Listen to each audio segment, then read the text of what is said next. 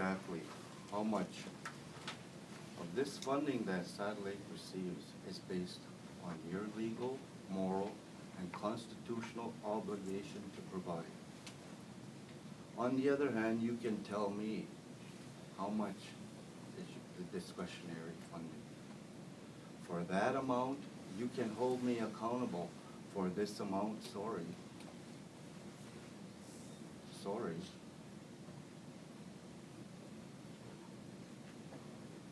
You can't hold me accountable for what you are constitutionally, legally, and morally required to provide. Do you think I'd get an answer? No. Am I going to continue pushing? Yes. We need someone out there who has good listening skills. An elder once told me to hear me is passive activity. To listen requires movement from the heart. And I'll leave it at that. Take, for example,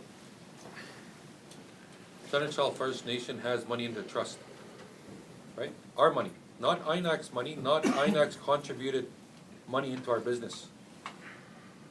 We created this business with our own source.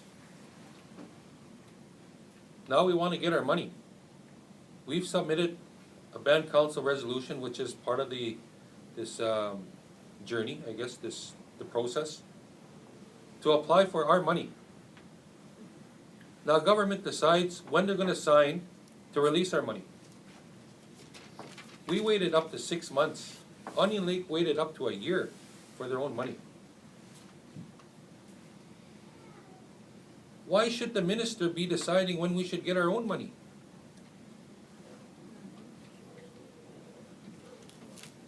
Right? What authority?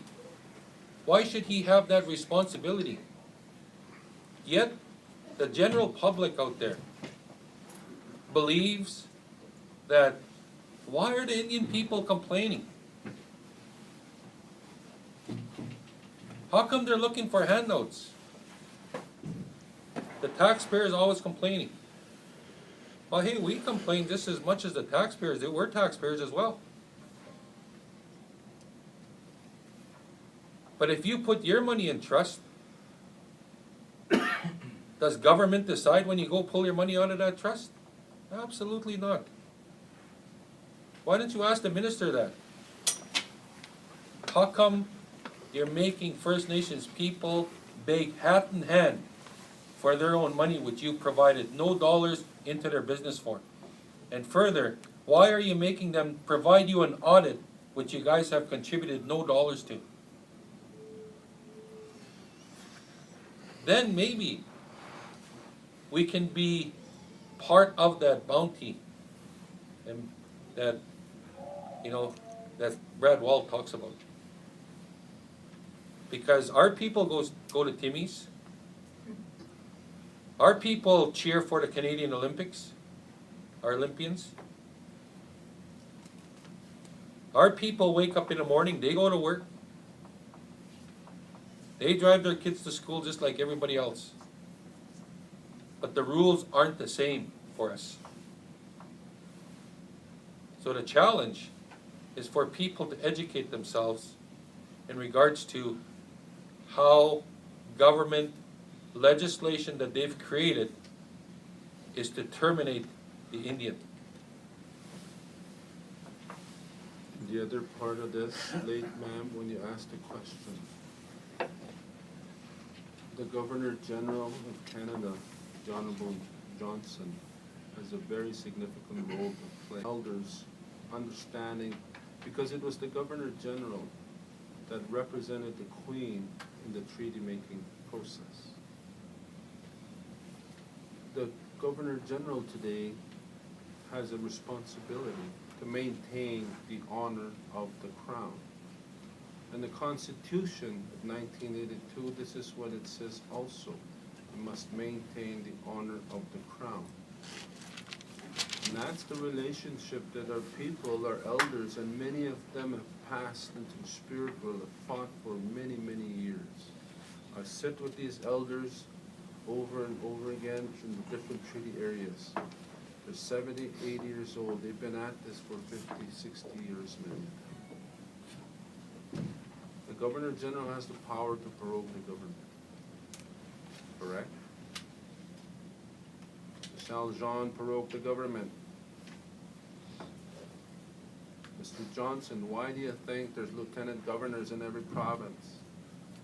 Before any law is passed, man-made law has to have royal assent.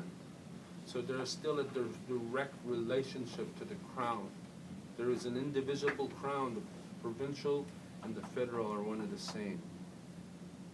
That lieutenant governor in the provinces, and then there's the governor general, they have to give royal assent in passing these laws.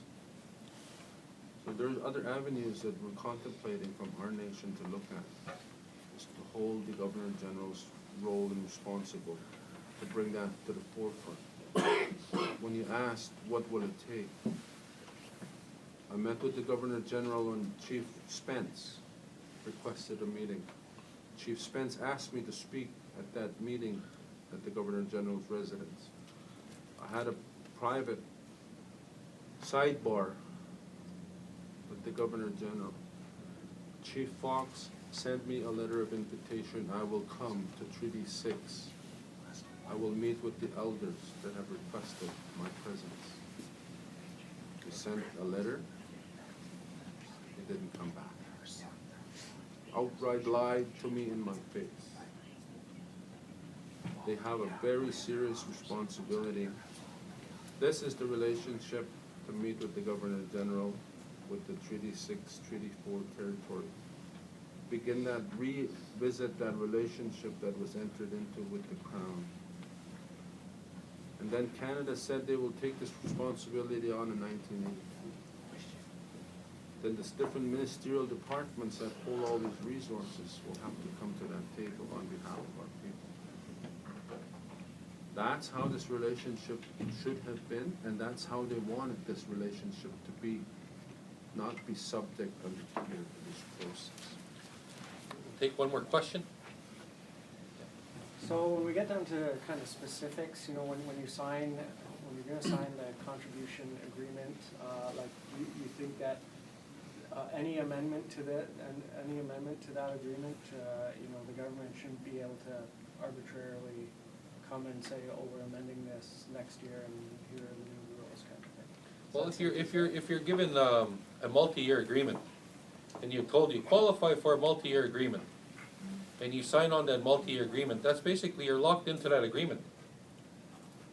Oh, by the way, you know, we made changes, you know, after year one.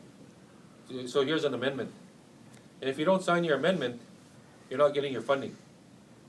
Or may provide you essential services, health, education, welfare, but you're not entitled to capital or proposal-based funding. There's always one way or another where they try to, you know, force you, you know, to sign, right? And that's how government's operated, right? And so when you're negotiating for these contribution agreements, you want more of an equal footing and less, you know, arbitrary action and. Well, justification, like, let's sit down here, let's really hammer out what the problem is here.